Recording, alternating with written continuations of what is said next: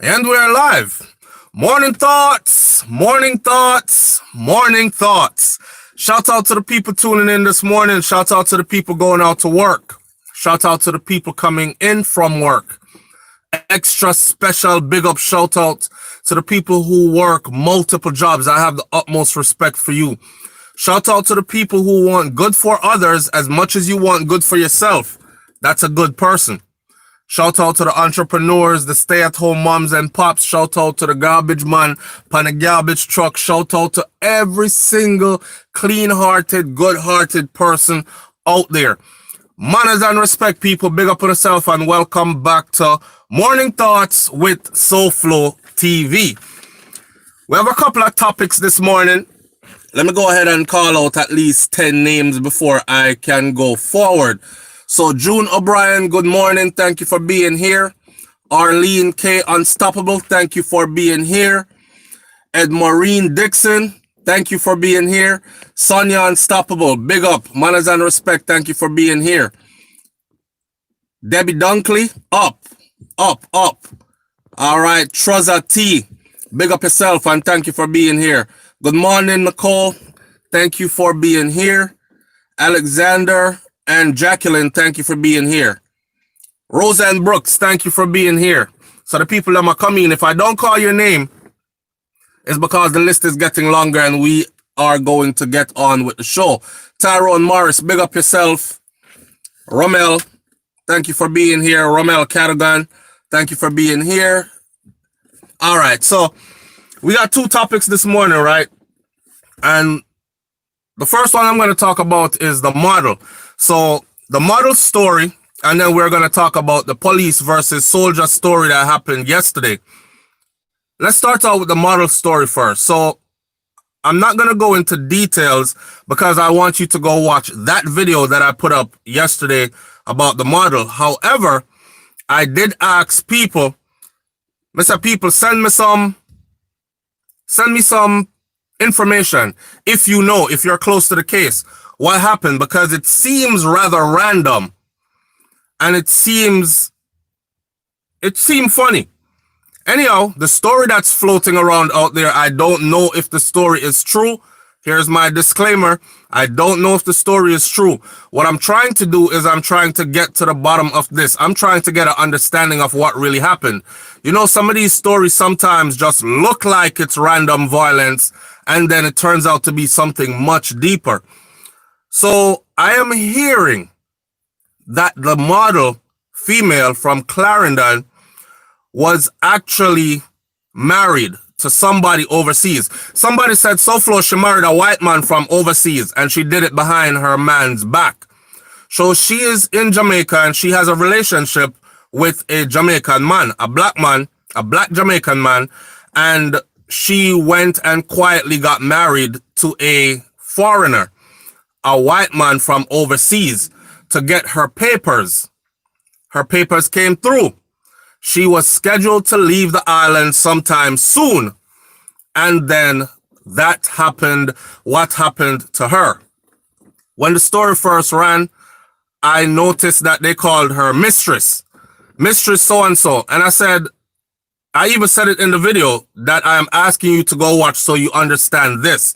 I have my reasons why I'm not getting into details about this situation like I did in the other video, because I want you to go watch the other video.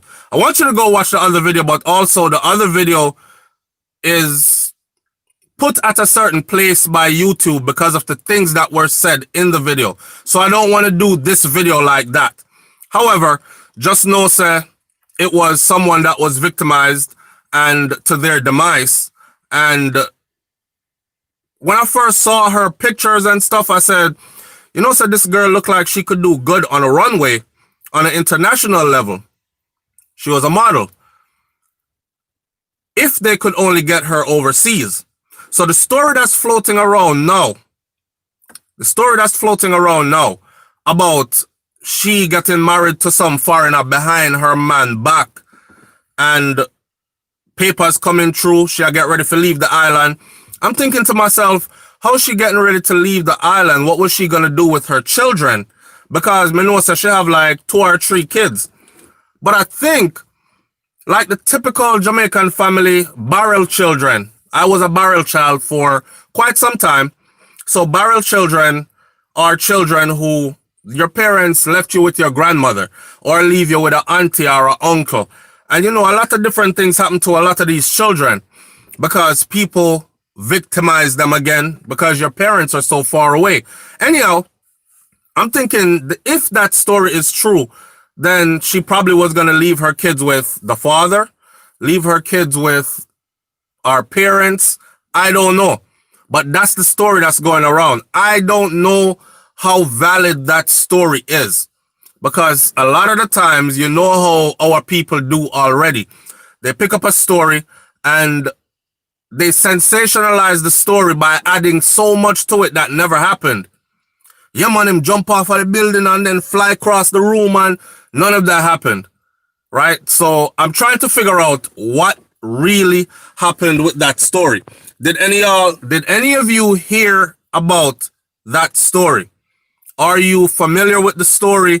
Do you know what happened? Have you heard anything else pertaining to that story? And who has already heard about the white man she married overseas, got her papers? So you can imagine from a brother's perspective back home, if that is true, you're there, you're helping her to take care of the children.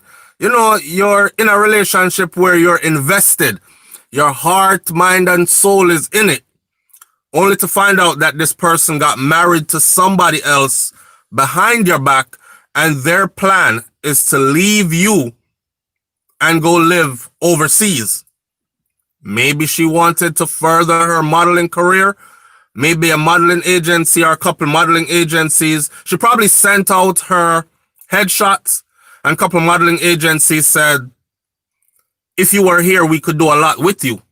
Or she saw the potential. Maybe that's what was going on, right? But then again, a modeling agency, like these international modeling agencies, they have scouts. And their scouts travel worldwide for people. And when them scouts find people, they actually pay for these girls' papers to be processed, pay for room and board when they get to where they're going, and all that other stuff. So I don't know if marrying to get that done, I don't know. That's what's put out there, and it's not me that put it out there. I'm letting you know that that's floating around, and some people are taking it and are putting it on my channel, so I may have to address it, because you know how people stay. They're gonna say, I SouFLoTV me here said that, man. I him said, so I must be true. I him said, I'm not the one that's bringing it up. I've seen it in my comment section, and I am asking the people who are posting it to bring me some validity. Shoot me a link to the story. Where did you get this information from? That is what happened. If that is really what happened, I expect that to come out in the newspaper in Jamaica, Star, Gleaner, Loop, one of those sometime soon. Because that's information that's verifiable. Did she have tickets bought to fly out of the country? Did she have immigration paperwork done that was approved? Is she married to a Caucasian man that lives in the UK? Mistress is how she was labeled in the press. And we only call women mistress when they are married. So right away I knew she was married to somebody, unless they just put mistress there by mistake. I'm waiting to hear the rest of the story. I will be following that story, and I will give you the update to the story, and I will let you know if that is true or not. Her family members linked me yesterday and said that yesterday was her candlelight vigil, and they are there right now. SouFLo, we're there right now. We're at her candlelight vigil right now while we're talking to you. And I asked them if there is any truth to the story, but they did not respond. The people who are posting it on my channel, I asked them, nobody is responding. So what that tells me is people just grabbing rumors or what they heard and just posting it everywhere. Because when we post the story, somebody say, play stupid games, you get stupid prizes. And I thought that was so callous of them to say. I mean, a woman just lost her life. So, play a stupid game, get stupid prizes. But I could see, if it's true, the level of deception and how somebody would be hurt. But it still does not justify what happened to her and how it happened to her. It was terrible, with long repercussions to come. Anyhow, if you find out more about the story, link me. You already know, y'all can link me at SouFLoTV@gmail.com, or you can link me on WhatsApp and tell me what you know. Then I can set the story straight. So, yes, family, the struggle is real. Somebody says I went to the wrong video thinking it was the live. Good morning, Mr. SouFlo. Bella, good morning. Thank you for being here. And here we are. You're late, but you're here. All right. All right. Clean heart. A man must be him say it a SouFlo a him man. LOL. You know the thing. Blessings, brother. All right. So I never heard nothing like that.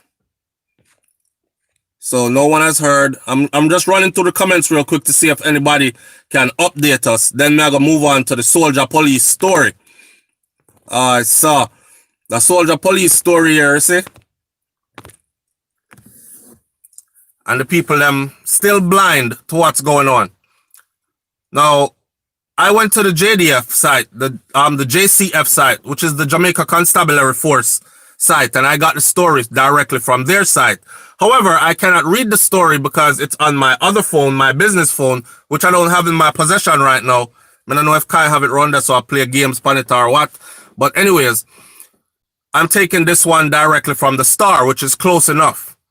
So 2 Jamaica Defense Force corporals are in custody following a shootout with cops in St. Elizabeth last night. Police and soldier in shootout last night. How this ended leaves way to a broader story, level of corruption, and how things are ever going to get any better.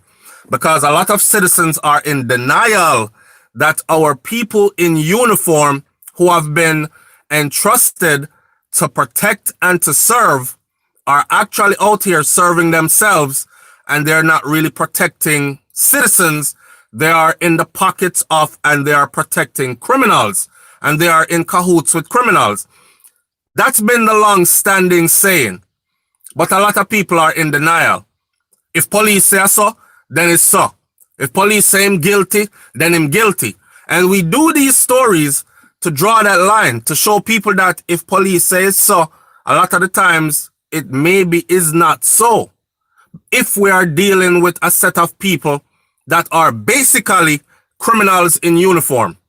I tell you how the place stay, how the place set up, what to expect. So 2 Jamaica Defense Force corporals in custody after shootout with police. They were held transporting, get this, 2 soldiers, Here are 2 soldiers, and they were held transporting more than 2,000 pounds of marijuana, ganja, weed in a Jamaica Defense Force service vehicle. 2 soldiers, 2,000 pounds of weed in a Jamaica Defense Force vehicle. The police sources have said that 2 firearms were also taken from the men. The soldiers who are currently locked up at the Lacovia police station reportedly fired shots on the police, fired shots at the narcotics police, who had reportedly received a tip regarding the illegal contraband. So somebody called police and tipped them off and say, yo, a whole heap of drugs are move right now. And I'll tell you who I do it, a 2 soldier boy. And them a move, you might not catch them. Them a move in a soldier vehicle. So it's hard for spot. The narcotics police said soldier, two soldier in a soldier jeep. We're gonna check it out. And when they went to go check it out, the two soldiers opened fire on them. So they got involved in a shootout. However, they were able to take them into custody. The JDF service vehicle used to transport the ganja was damaged in the incident, and it was also subsequently seized along with the guns and along with the ganja. Which brings us to this talk right here. Let me read the two comments that are left. Sheldon John says, corruption at its best in the nation from our most trusted lawmen. News such as this only degrades the nation and sets a bad name for the diaspora worldwide. It's been going on for quite some time. Operation Chaos said, no longer any different between the police and the JDF. That's the soldier. There's no longer any difference between police and soldier. That is why it was never a good idea to have the JDF soldiers out on the road for any long period of time, because after a while, they become just like the common corrupted police. Now, we had it to say one time that we need to disband the police in Jamaica because majority of the police force is corrupted. That's the JCF. That's what was being said. And in the process of doing that, I said, we can't do that. But the country will fall into chaos. The resolution or the solution that someone came up with would be to replace them with soldiers. But of recent times, we've been finding soldiers doing the same things that we've been catching the police them doing. It's funny how when time people talk, especially when I ghetto people talk, and they say stuff like, yeah, the police them corrupted, them come around here and them shake down the boy and them where sell them drugs and them take away the drugs and them not even arrest them and then put the same drugs back on the street for sale, or they're hired to do hits. And that is the reason why a lot of these hits, a lot of these murders are unsolved, because who better to commit a murder and get away with it than a police officer? So off duty, he's a hitman for some big don, some politician who is mixed up in gangsterism and illegal activities, and he kill people. That's what he does. And these things have been proven to be true. I don't know if you remember Chucky Brown. And Chucky came out and gave a full confession, including himself. The man tell upon everybody. He said, if I'm going to come clean, I'm going to come clean all the way. I'm going to accept my responsibilities since they're trying to sink me. But I am going to also tell who give the orders and who else among us is doing the killings. And he gave a list of names, to including some high-ranking official names. Guess what happened to Chucky Brown? He was the only person out of all those names he gave and all that long story where him tell, the man bring proof, The man pull up the murder cases, walk them back through the murder scene, explain exactly how they were done, gave them details in those murders that only the killer shooters would have known, told them who gave the orders, all that. He was the only person that got arrested, tried, convicted, and sentenced to forever in prison. Them literally bury him under the prison. So I'm scratching my head. Come here, say, top flight police, come out, give this kind of a confession, incriminated even himself. It's not like he was trying to lie and get himself out and incriminate others. So he's going to say, well, me stand by and I heard this, or I was in the vehicle that night, but I didn't do it. No, the man say, me killed that one day, but I never me killed this one. Let me tell you who killed this one and how it happened. Now the next one there, me kill him too. And I'm going to tell you why I killed him. I killed him for my brethren because I disrespect my brethren that is a big done round so. And the man tell everything. Dangerous thing to do. But he was at that point where, you know, when your back is against the wall and you're going down and they're scapegoating you. Something happened and they said they did a killing and they wanted to pin it on him. He was not nowhere around when the killing happened. He was on leave. I believe he was also off the island. But when he came back to work, he was the one that was blamed for we're just going to pin it on you. And him said, no, you're not pin this for me. Here what? They said somebody has to take a fall. He said, if somebody are going to take a fall, it can't be me. I wasn't even here. You have to take the fall. Okay, well, since I'm taking the fall, everybody else is going down too. And I'm telling everything that I've known over the years. And he did. And he's the only one that got prison time, sentenced to life, on top of life, silenced, never to be heard from again. They probably have him somewhere around our back room underneath the jail, just torturing the daylights out of him. Him probably dead and buried already. We don't know. But all we know is he can no longer speak.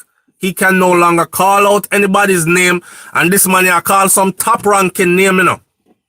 There was a police commissioner at one point who said that Vybz Kartel was the leader of a gang. He said that on television, on, I believe it was TVJ, because I believe that Vybz Kartel's team had actually also came up with a lawsuit for defamation of character and so on and so forth, because they allowed the police commissioner without proof, without evidence, to make such a damaging statement at a critical time where he was fighting a murder case and looking at life in prison.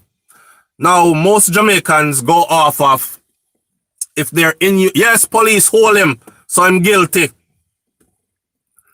And they're still refusing to accept or admit that there are a lot of these police or law enforcement officials then, now to include police and soldier, that are dirty.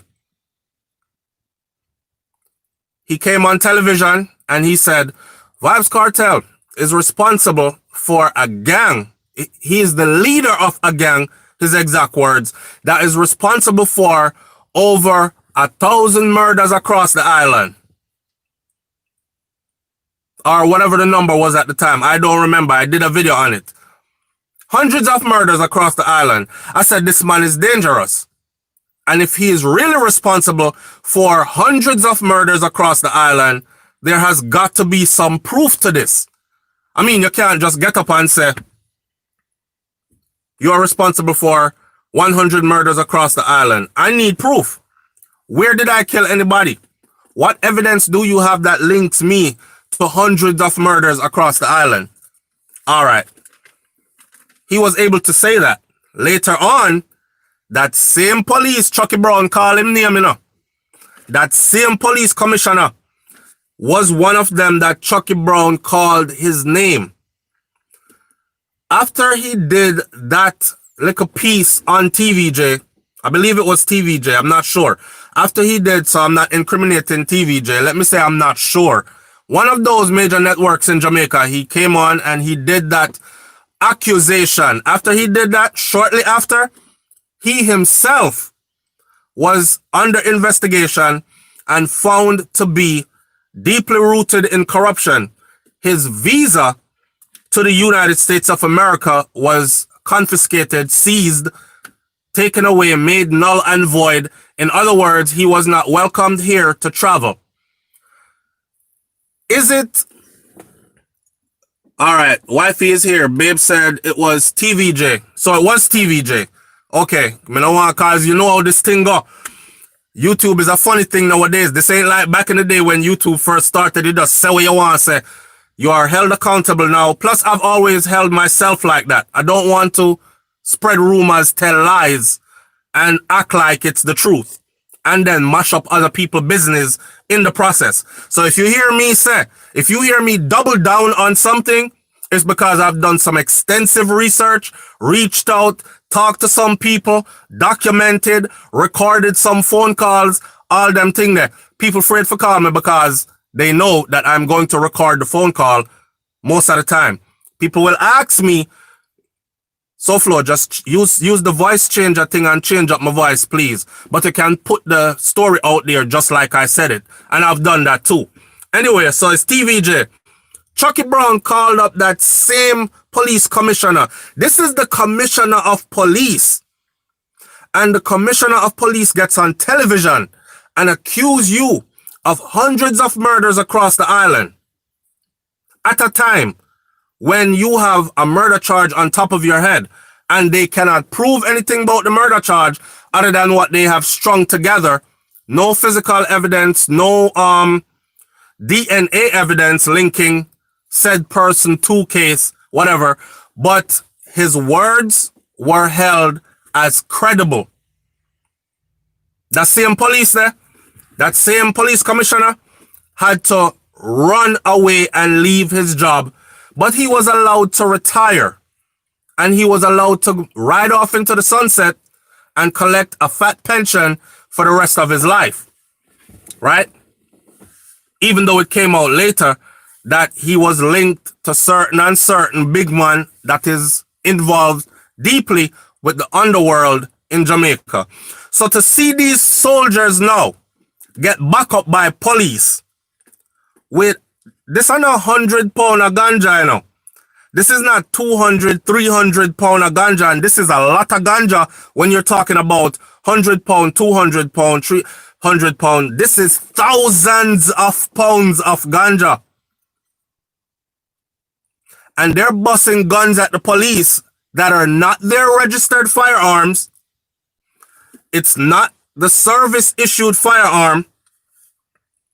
The gun them not registered to them. So 2 hot gun.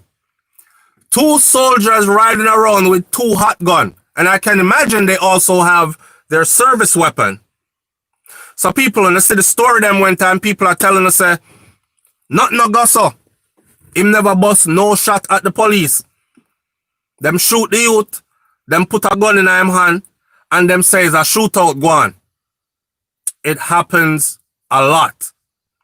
The level of corruption is so deep on that little island of Jamaica. I believe Jamaica was put on the list by the United Nations for it's a safe haven. It's known as a safe haven for money laundering and corruption for the underworld. Money laundering, whole heap of cocaine go through there, whole heap of drugs go through there. By the way, let me say this first. I am a big advocate for marijuana because if you notice the marijuana industry, which they've been telling us for the longest, that marijuana has more healing qualities than half of the pharmaceutical drugs that are out there with their 1 million side effects. So they come up with a bottle of a pill. This is Ramusa. Ramusa is supposed to help you with heartburn. And then quietly they say the side effects are runny guts, blushing nose, and they tell you if you listen to the side effects are memory loss, stroke, cancer. Some people do develop, if you have trouble breathing but this is supposed to help me with heartburn. You see what I'm saying? So these kind of pharmaceutical drugs, they have all these side effects. And ganja don't have these side effects like that. Now, after they've demonized and criminalized the ganja for so long, they've locked up so many people for ganja, a plant, a herb that grows naturally. It don't need any of us to grow. It was put here just like grass, just like any other tree or any other grass you look at, right? They have criminalized it, and they've criminalized a lot of people using it. Majority of the people that are incarcerated for non-violent crimes, and majority of those are drug crimes, particularly marijuana. Now that marijuana has become a part of the health industry, halfway point already. Jeez, it a fly this morning. All right, time is flying. Now that marijuana has become a part of the health industry, officially, because people have always used it. My grandparents soak it in a rum and beer rum and something else in a bottle, and they ferment it. And when they have them arthritis pain and all these things, or them sop you up with it, or they sop up their joints, or they wrap their joints in there with a comfrey leaf, and these natural remedies has always been there, but now it has become an industry. So I think that Jamaica, being known so much for good ganja, should actually be at the forefront of this industry. But instead, we are still demonizing and criminalizing citizens for marijuana. The only people that are not demonized and criminalized are the people who are wealthy enough to start a dispensary and wealthy enough to buy some land and start a farm to supply the dispensary from the farm. And I was watching some documentaries the other day, and it's a cutthroat business. It's a cutthroat business because there's a lot of money involved, and there are a lot of people that are clamoring for land space where people are going to start kill people over it because it's a multi-billion, trillion-dollar business now, and people want to get in. Watching these officers shoot out with police, it kind of brings me back to those high-scale robberies that we have seen over the past months. Go back and look. There were shootouts, and people say, SouFLo, as somebody who is experienced in military tactics or law enforcement training tactics, explain to us what you saw. You think that these are regular people that are doing this? And I have looked at some of these videos, and I have said it before, and I'm going to say it again. A lot of these are being done by trained officials, law enforcement personnel. Trained law enforcement personnel. You can tell by the calmness under fire. There was one where the people across the street in a building that was sat about 2-3 floors higher were able to record everything. So you saw all their tactical movements. Suppression of fire. While someone is suppressing, the other one is moving. Shoot, move, and communicate. Like I saw textbook military training on the ground being used against civilians by people who were dressed as masked up, and they're there to take the money. The level of corruption that's there, and the fact that we don't want to admit it will only make things worse. These are the reasons why I stopped blaming the Jamaican people per se. The average person in Jamaica does not want to be involved in crime. The average person in Jamaica does not want to live a criminal lifestyle. None of us grew up, or none of us when we were little used to say, yeah, when I grow up, I'm going to kill people, you know, I'm going to sell drugs. That was not our aspirations. That was not our dreams for ourselves. For whatever reasons, we went on our separate paths, and some of them have led to a criminal lifestyle. Some have decided that if I put the uniform on, then I'm shielded. So I can hide behind this uniform. People will respect me. People will know me as Officer SouFLo. Yes, officer. Thank you, sir. Thank you, officer. So I will automatically be respected. I am allowed to walk around with a firearm on my hip, which I can use and then be justified in using it. That's power. I am on the inside now So I can actually tip off my badman friend them, yo, a raid a come. Friday, we're supposed to run up in our place Friday. Take out the whole of your something them and clean the place. Me will tell you when everything die down and you can go back to your regular thing. That's facts. It's happening. Recently, we had 4 JCF officers.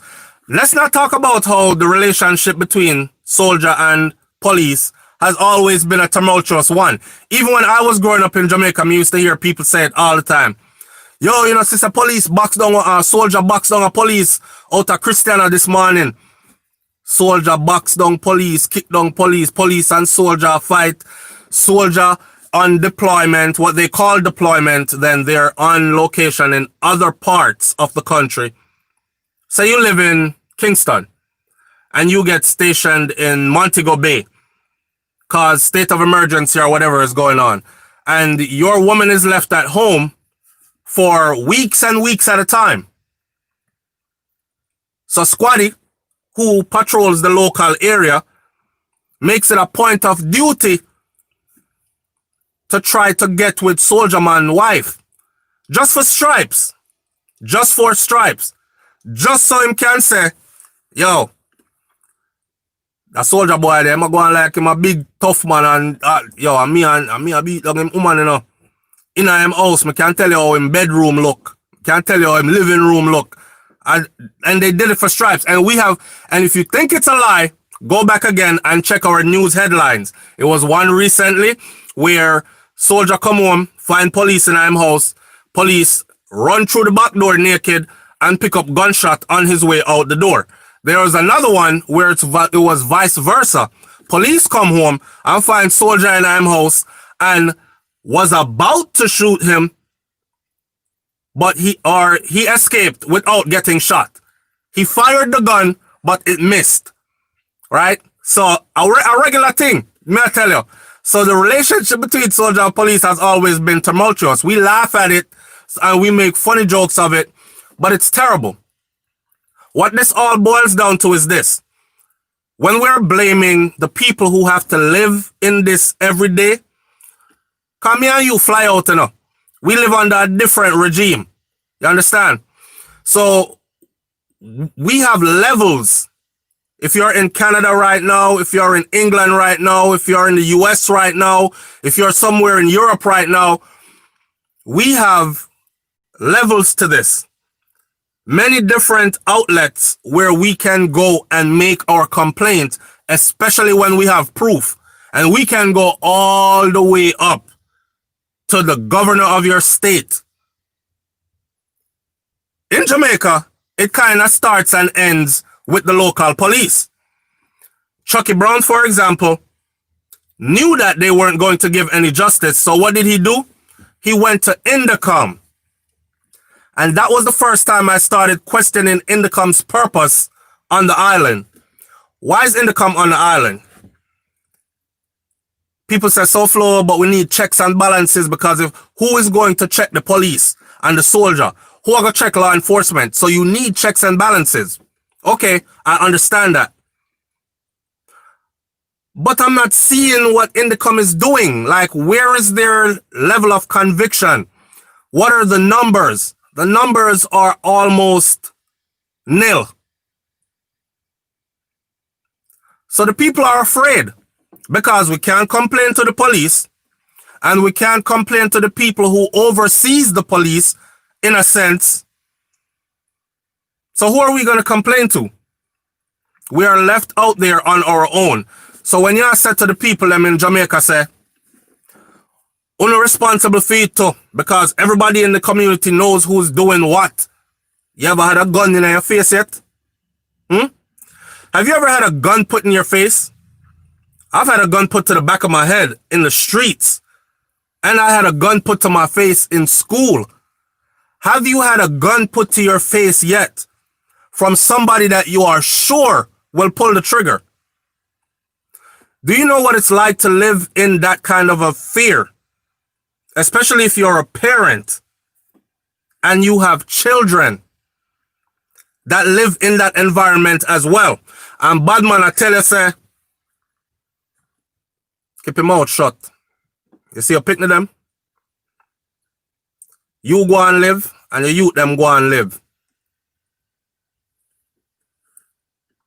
You're stuck. What else are they supposed to do? So as much as I preach it where I said, yo, Jamaica, listen up, because I meet the same type of Jamaicans overseas, so I know that it's a mentality thing. It's not necessarily the place they're in. A lot of them have adapted to that type of a mentality because they feel hopeless. So them gone to criminal stuff, or them lazy, and they want quick money and flashy lifestyle. You know, one time gone, we never have internet. So we had a perception of how people were living in foreign. Like, yo, them life must be really good, because we used to see pictures and family members used to come in and make sure so when them a come, them wear all them jewelry. Make sure when them a come, them bring them rent money, them car note and mortgage payments and everything, and them splash it out in front of you. And then you think, man, I can't wait to get to where they live, because if them a live so, nice clothes, enough jewelry, this and that, them come down, them rent the biggest, nice luxury cars, and them go party, them buy out the bar, and me want to live like that. So we have internet now, and you have some little lazy youth that want that kind of a lifestyle, and they're able to see it on a daily basis.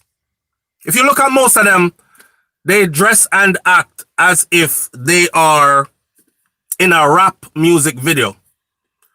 Even our music, dancehall music, has taken on a fraction of rap, which is trap music, trap, T-R-A-P, trap, R-A-P, rap, trap music, which is, trap music in a sense is music that is specifically made for the trap. It's specifically made, and the trap is a dope hole, a drug house. So this is where it's gone to. But I've said to the people, I don't care if a plane fly over the island and drop 10,000 guns and 1 million rounds of ammunition.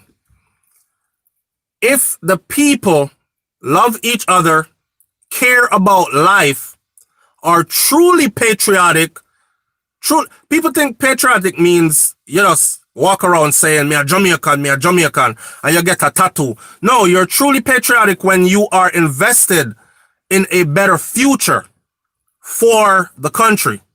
That's true patriotism. Because you're concerned about future generations, you understand that you're not going to be here forever, but how is it going to be for your children, your children's children? You want them to come live worse than how you lived, or you want them to come witness worse than what you witnessed while you were here? So that's true patriotism. If the people were truly patriotic, if they truly loved each other, if they truly valued life, no matter how many guns flood the island, no matter how much illegal drugs flood the island, especially the guns, we would never pick them up and turn them on each other. So, at a certain point, it has to do with the mindset of the people, those who have decided to pick up a gun. However, what are the other people to do when they are surrounded by these types of people and our law enforcement officials are in cahoots with these types of people? My brother same ton gunman. Him no want to see nothing else. Matter of fact, him ready for dead young. Alright. And guess what? Him have a police brethren and him have a soldier brethren were ride shot with him. I'm just giving you a scenario. Right? They tip him off, them tell him what things there, them tell him who has, they even put drug dealers against drug dealers, them put scammer against scammer, them tell them, listen, me I protect a youth up so, and me I in protection. You see it? Him pay me for protect him. But the man sit down upon a whole heap of money. So here what? I want to run in, dash him where, get the money there, and get the cards and the contacts to how we make the money. I forgot what they call it in scammer world. I don't want to go too deep into that, but they have a name that they call it. They have a list, a hot list. Get him hot list, because the boy I make beer money and our thing dry up. Law enforcement officials. Who are the people to complain to? The people are stuck. No matter how good your heart is, no matter how patriotic you are, no matter how much you want to see better, I wouldn't do it. I wouldn't do it. Lead sheet. Thank you. Who said that? Who that? Red Pill Introvert? All right. Red Pill Introvert said lead sheet. That is the name that it's called. A lead sheet. Their lead sheet is what has all the hot names. You get money from this one before, keep it on the list. You keep getting money from this one, keep it on the list. Till they formulate a list of hot names where sure money is going to come from. That list alone can get them killed. So the poor people are stuck here with this. And even if a man want talk, and a lot of people say, but there's ways you can call Crime Stop and give information. Once you call Crime Stop and you give information, Crime Stop is going to notify your same local police because them have to go check it out. And once it comes back to the local police, yo, we'll get some tip from Crime Stop that up a Morgan Hill there, so it'll run red. So we have to go do a little run in and do a raid because big things up there. You just complain to the wrong person. You're asking criminal police officers and criminal soldiers to investigate their friends, their other criminal friends. What do you think is going to happen? All they're going to do is try their best to figure out who is talking and silence that person who is talking. And a lot of the times, you hear them start pressure the neighborhood, them start pressure the community until they just start kill people in there. And we're sitting at it, looking at it like, well, damn, that was gruesome, that was brutal. I wonder what this person did. It could be that that person was one of the people who wanted to clean up the place. And they went a route that they thought was safe. I call Crime Stop because I can be anonymous. Plus them have cash rewards. Who operate Crime Stop? You see what I'm saying? So they're stuck. So shout out to my Jamaican people who actually live in Jamaica. I understand that a lot of people that tune in here, they are living overseas.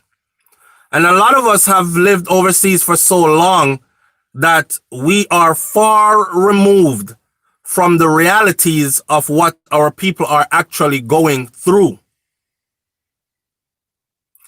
So it's easy for us to sit comfortably where we are at and pass judgment. And I have to remind myself all the time as the host of this program, you can't pass judgment like that. You have to put on the people them shoes, walk in their shoes. You see it? And once I did that, I realized that I can't really blame the people because there are a lot of good people in Jamaica. There are a lot of loving people in Jamaica. So it still upsets me when I see people say stuff like, oh, just bomb the whole place and get rid of everybody. How? My grandparents are there. My grandparents don't harm nobody.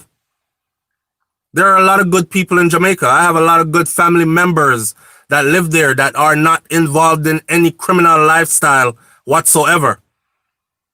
Some of them so churchical, and not that there aren't wrongdoers in church, but I'm just giving you the character of them. I don't like to accuse people without proof. So for all I know, there are a lot of good people still there in Jamaica. It's not a few that are bad. It's a whole heap that are bad though. One time gone, it used to be a few bad people around the place. And then you would have a couple of people that would work with them, protect them, their cronies. But over time, that has spiraled into what we call an epidemic. This is of epidemic proportions. The last part of this conversation, which bothers the daylights out of me every day, every single day this bothers me, is how nonchalant Commissioner of Police is, how nonchalant the Prime Minister is, how nonchalant the Minister of Security is. Commissioner of Police, Minister of Security, and the Prime Minister. How nonchalant they are at not just citizens being murdered, because, you know, if you choose a certain lifestyle, then there are certain things that come with it. So when a man make up his mind and say, a gangster life him gonna live and gonna fee him thing, when you see him, when them dash him way out a road, it's kind of easier to accept. Like, him choose that life there, that's the outcome. It was either that or prison, right? Those are kind of easier to accept. But how nonchalantly they accept and normalize women and children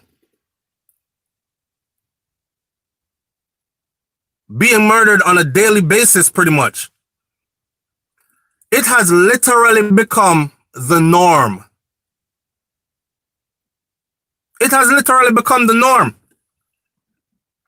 And for the people them who say, let me just put this out there again, because I have to do this every now and then. For the people them who say, y'all go on like say killing not happen in other places in the world too. Why you always talk about Jamaica because me a Jamaican? I'm a Jamaican.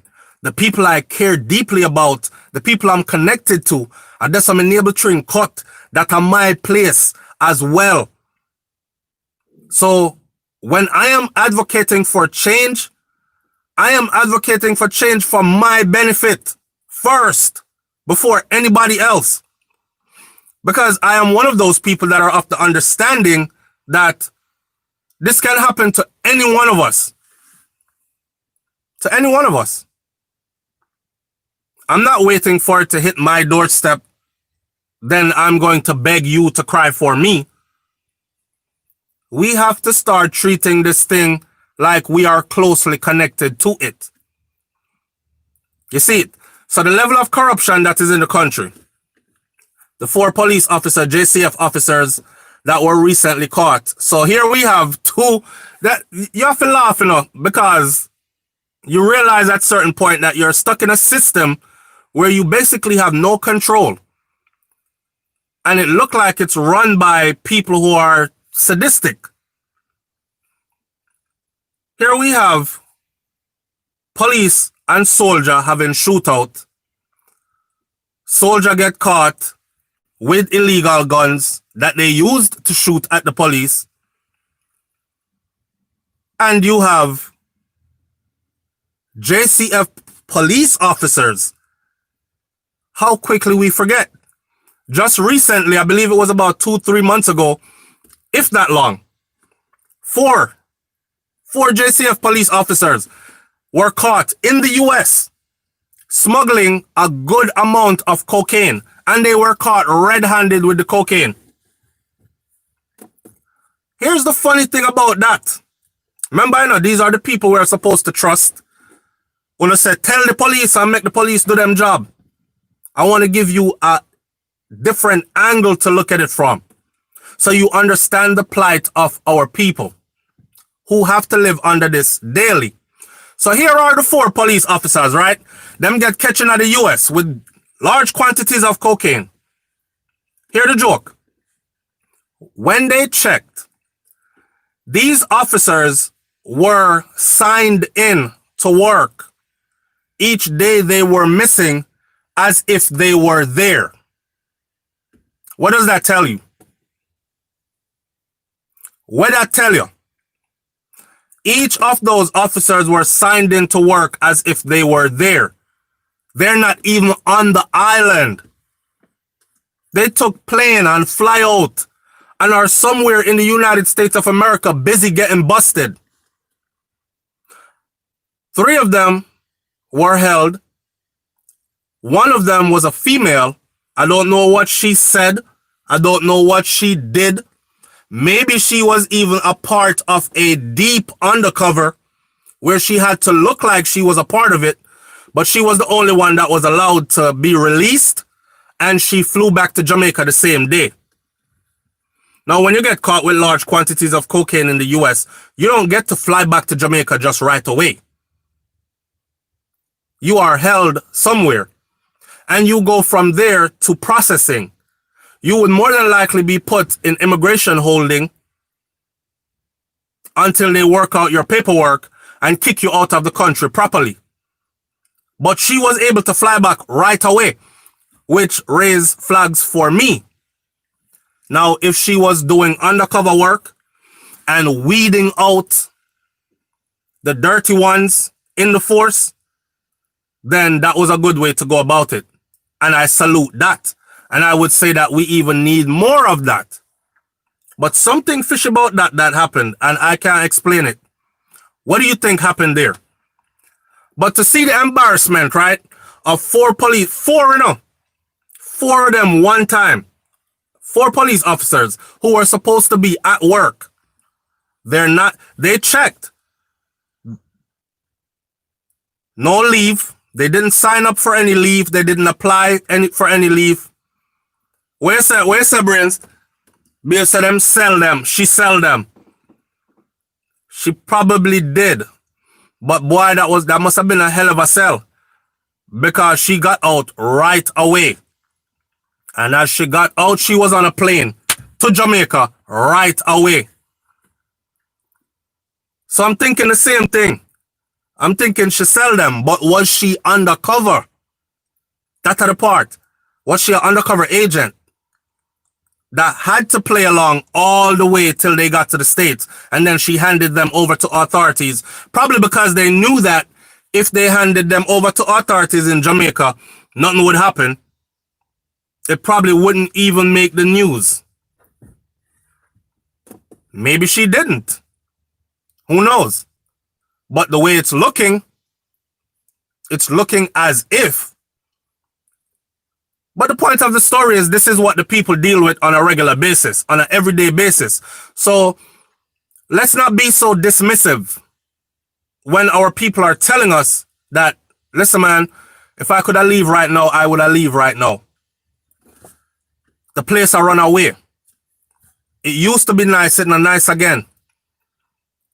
If you want to live a good life here, and you are off, like, you don't have millions of dollars to go buy a house on the hill, up a Cherry Garden, up a Jack's Hill flat, up these places with opulent homes, multi-million-dollar homes, and so on and so forth. And I'm talking in US dollars, by the way. If you don't have those resources and you're just a regular citizen and live your normal life, you know, your family good. You're not necessarily in poverty, but you want to clean up the place because you don't want that around. And you're looking out for the best interests of the children who have to grow up in this environment. You have nobody to complain to. So please understand now that a lot of the people want to complain.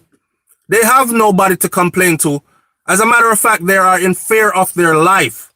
They're in fear for their life. They are in fear for their life. And that's the bottom line. It's obvious. It's evident. There was another one where a police gang, and this police, I give full confession, he was the leader of the gang, and this is what he planned. He used to plan. I don't know how he used to get people flight itinerary and plan who's coming in and when they're arriving. And then he would set his gang of other police and badman on visitors and tourists as they entered the island.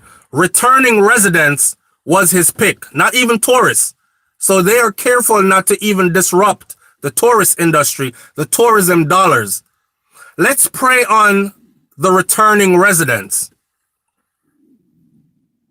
And that was his thing. And he confessed to it. So you see how the place run. All right, so we're at the top of the hour right now where we should be ending the show. So as usual, let me read out some comments and then I'm going to tell you good day for the day. Thank you for being here. Manners and respect to everybody that tuned in. All right, so Brain says she sell them. I think she did. And if she didn't, then someone have to explain to me how she got away so quick when she was caught with them. Lights went out. Let me give you an extra few minutes there. Sienna Storm, thank you for being here. She said, hello, Brains and SouFlo. UK subber checking in. Our UK family is in the house. Shout out to the whole UK family. Big up Tono. We can't wait to get back. I can't wait to get back to the UK. Long story, but I'm sure I'll be there sometime soon after COVID stop keep. I don't even think the UK is letting anybody from the US in right now. I think the US is banned from entering the UK. We're on their banned list for the moment for the way that we have handled the COVID whole situation. Mary Kelly says, killing is everywhere, but Jamaica are in the top 5 highest crime rates. Even here, a lot of them are doing time for murder, and they are police sons. Done it out there as well. Yes, that is why I said I meet a lot of them. I've met a lot of them in the States that are still living that kind of life. So I realized that it's not necessarily, it is more the person. It's not necessarily the geographical location. It's more the person and the mindset. So certain people have taken on that mindset and decided to live that kind of life. And they're Jamaicans. So when them get a chance to fly out, go overseas, they're not like me and you, where we're saying, man, let's pursue some educational opportunities. Let me try to get a degree. Because, you know, people can't take that from you once you got it. And once you have the experience in that field, you can work, take a break, work again. But the doors are always open there, right? They're not like me and you that's going to come and say, I want to work 2 jobs. And until I get to a place where I can work 1 and then send myself to school or do this or go take up a trade, or they're not looking for that kind of progress. They come with the same thing on their mind that they have when they're in Jamaica. It's just for them is now that they're in a bigger pond. So they see more opportunities. If they're robbers, rapists, killers, them just see more people now for rob, more people now to rape, and more people now to kill, because the US is that much bigger, and more places now to run because it's 50 states here. So they're out there and I've seen them here. Jacqueline Spencer says, Lord, loyalty is always the blessing. Lord, amen, Lord. Bella Mariposa says, listen, the wedding and unraveling of the corruption is going to take a lot. Deeper than one just saying or thinking. All have to really be or do about the progress of people and our country. And that's true.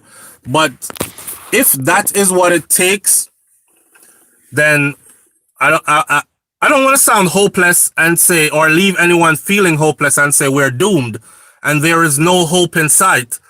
But if that's what it takes, then we won't see any change for a long time to come, any positive change for a long time to come. Because if it requires all of us or majority of us to move on one accord, not going to happen.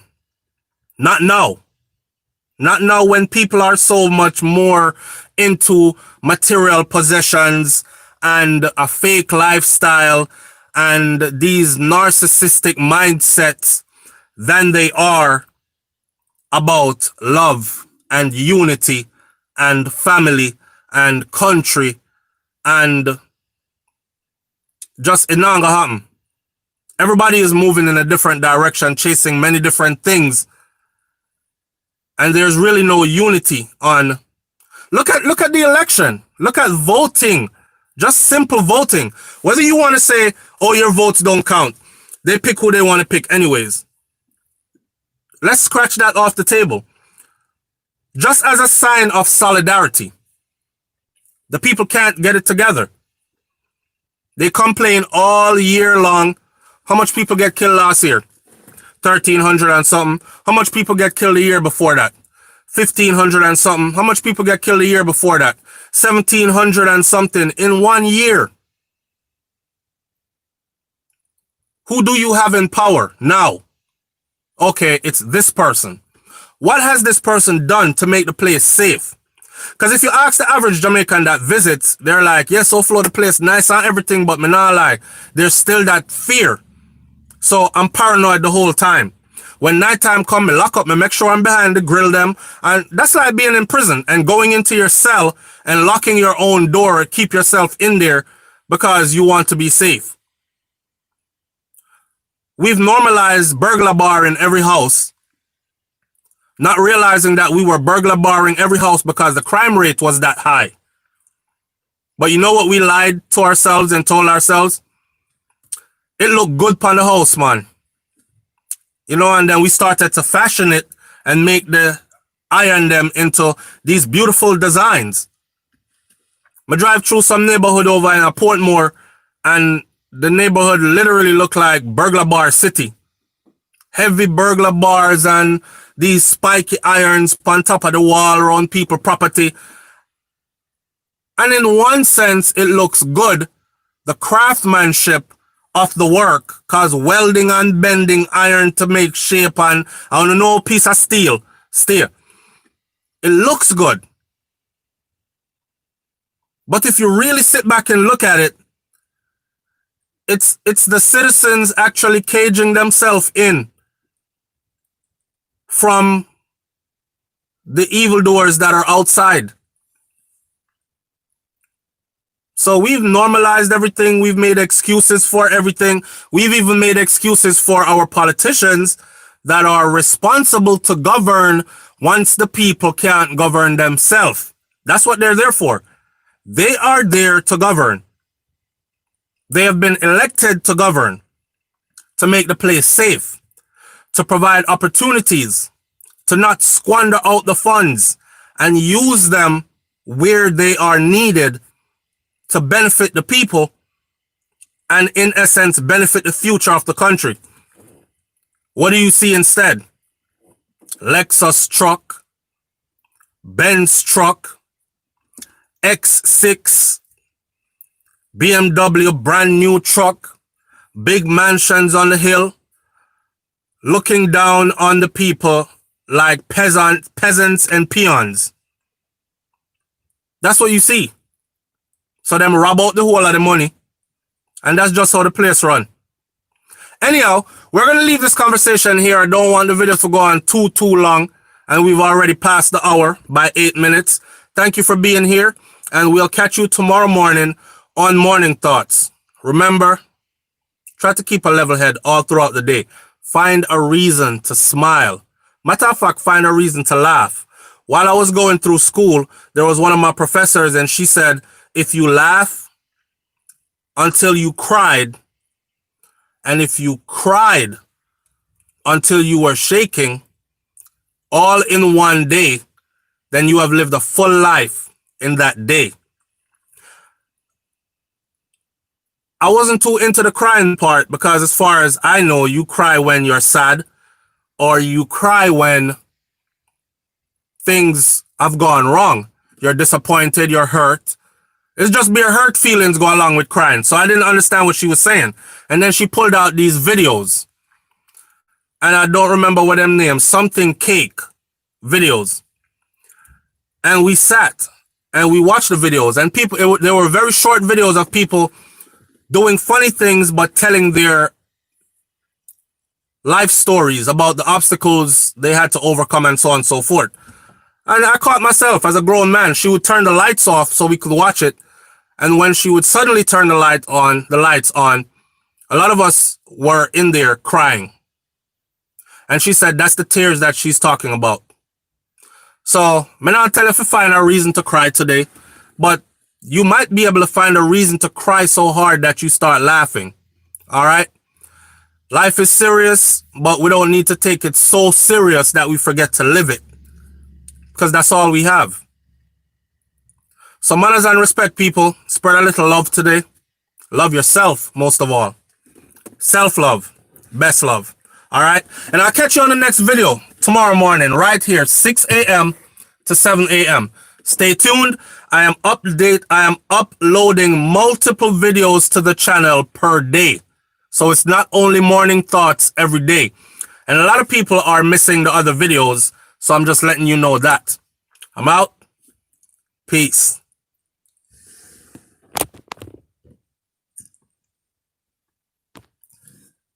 Okay, before I go, I have to acknowledge this person. Spencer Archibald, thank you. I appreciate you.